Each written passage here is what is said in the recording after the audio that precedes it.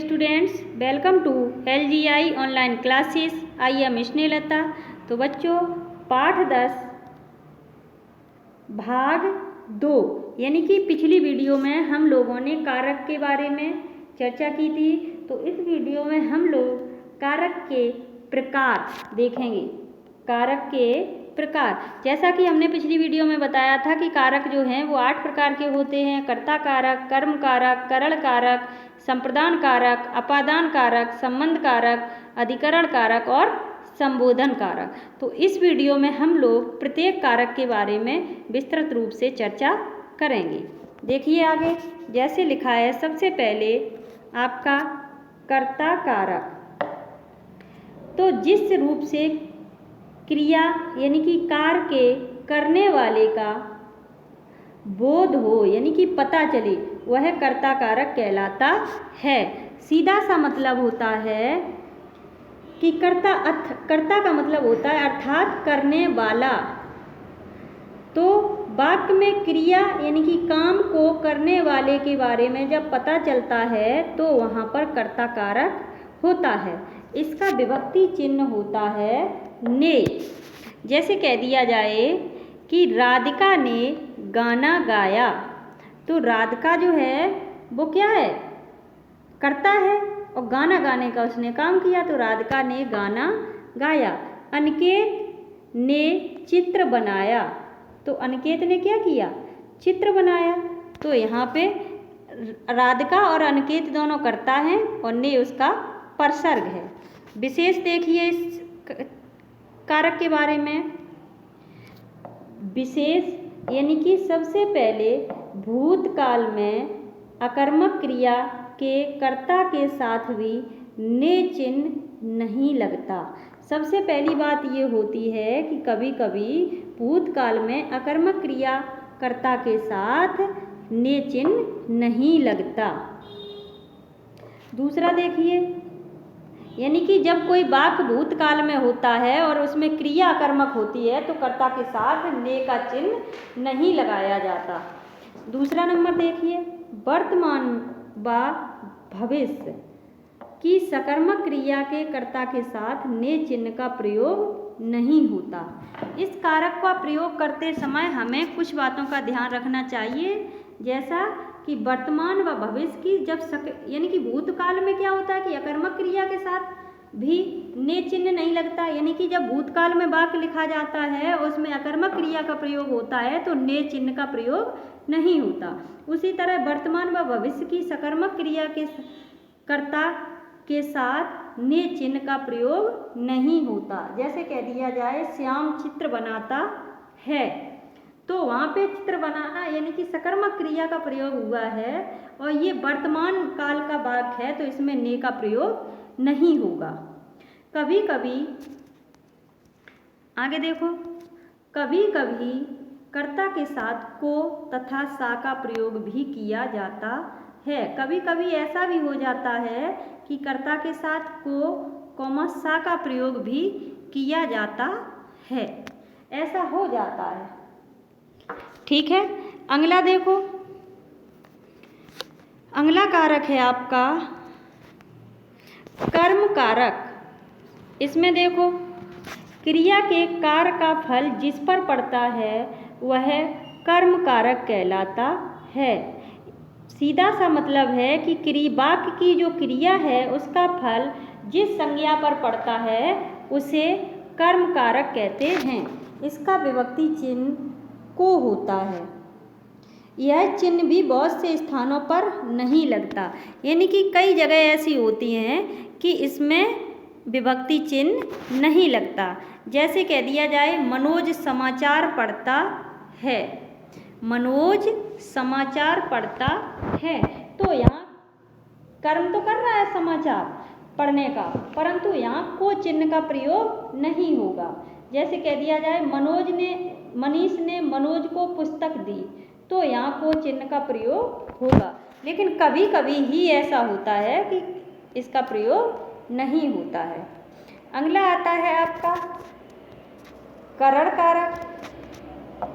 संज्ञा आदि शब्दों के जिस रूप से क्रिया के करने के साधन का बोध हो वह करण कारक कहलाता है। कि यानी कि संज्ञा आदि शब्दों के जिस रूप से यह पता चले कि क्रिया को करने का जो साधन है वह क्या है, यानी कि साधन के बारे में पता चले, जिसके द्वारा क्रिया हो रही है उस साधन के बारे में पता चलता है, तो वहाँ पे करण कारक होता है। जैसे कह दिया जाए मैं साइकिल से बाजार गया, तो से हो गया, यानी कि साइकिल क्या है, हमारी क्रिया करने का साधन है।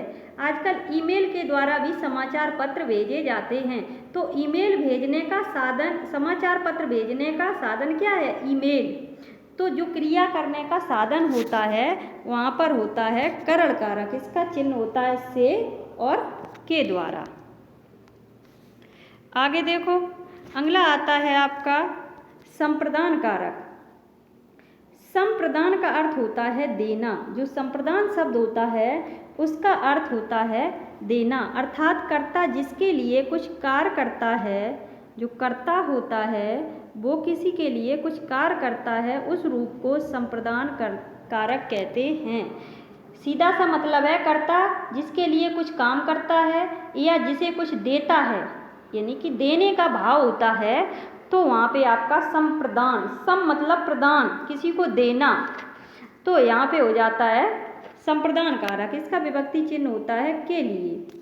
जैसे गरिमा ने महिमा के लिए उपहार खरीदा, गरीबों को वस्त्र दे दो, तो यहाँ पर क्या है, को का प्रयोग जरूर हुआ है, लेकिन यहाँ देने का भाव है, तो यहाँ कर्म कारक नहीं होगा, तो यहाँ पे देने का भाव है, इसलिए यहाँ पर क्या है, संप्रदान कारक है।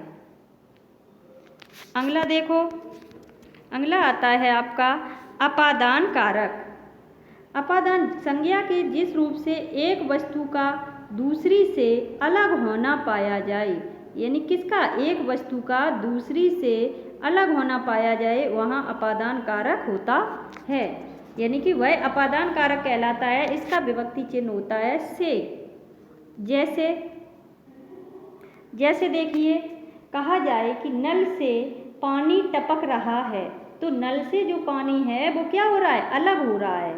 इसी तरह हिमालय से गंगा निकलती है। इसके अलावा क्या होता है कि जिन शब्दों से घृणा, तुलना, भय, शर्माने आदि का भाव हो, वहाँ पर भी अपादान कारक होता है। कोई ऐसा वाक्य हो जिससे घृणा प्रकट हो रही हो, कोई ऐसा वाक्य हो जिसमें तुलना की जा रही हो, कोई ऐसा वाक्य लिखा हो जिसमें भय स्पष्ट हो रहा हो, कोई ऐसा वाक्य हो जैसे शर्माने का भाव हो रहा है। जैसे मैं गंदगी से घृणा करता हूँ, तो घृणा का भाव हो गया। स्मृति अंकिता से शांत है, तो तुलना का भाव हो गया। मुझे ऊंचाई से डर लगता है, तो भय का भाव हो गया। चूहा बिल्ली से डरता है, तो भय का भाव हो गया। तो यहाँ पर क्या होता है, ये सभी आपके भी अपादान कारक के अंतर्गत आते हैं। अगला कारक है आपका संबंध कारक। संबंध कारक देखो, शब्द के जिस रूप से किसी एक वस्तु का दूसरी वस्तु से संबंध प्रकट हो, किसका, एक वस्तु का दूसरी वस्तु से संबंध प्रकट हो, वहाँ पर आपका संबंध कारक होता है।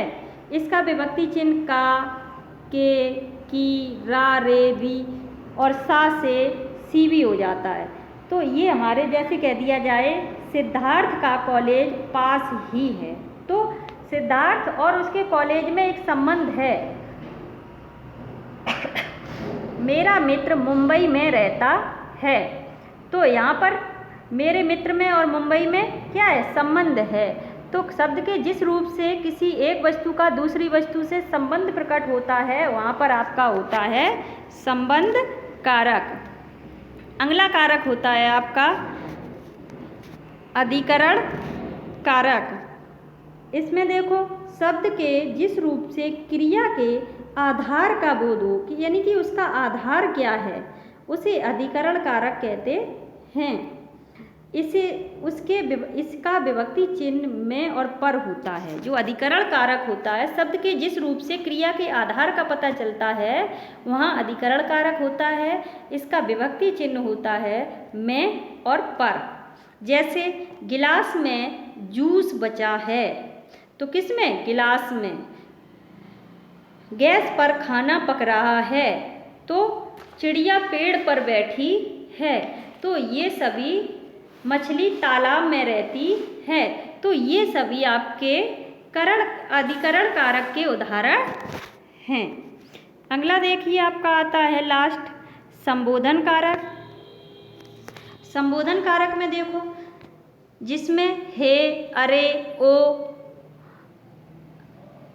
का बुलाने का जो बोध होता है, ये होते हैं आपके हे, अरे और ओ। इसमें देखो, जिससे किसी को बुलाने अथवा सचेत करने का भाव प्रकट हो, उसे संबोधन कारक कहते हैं। यदि किसी को बुलाना हो या उसे सचेत करना हो तो हे, अरे, ओ शब्द का प्रयोग करेंगे। तो इसका चिन्ह होता है हे, अरे और ओ।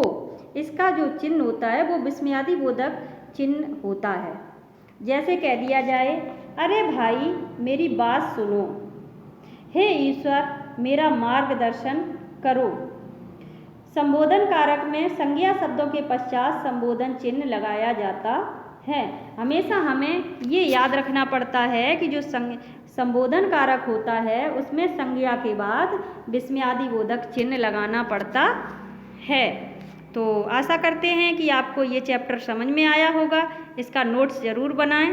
धन्यवाद।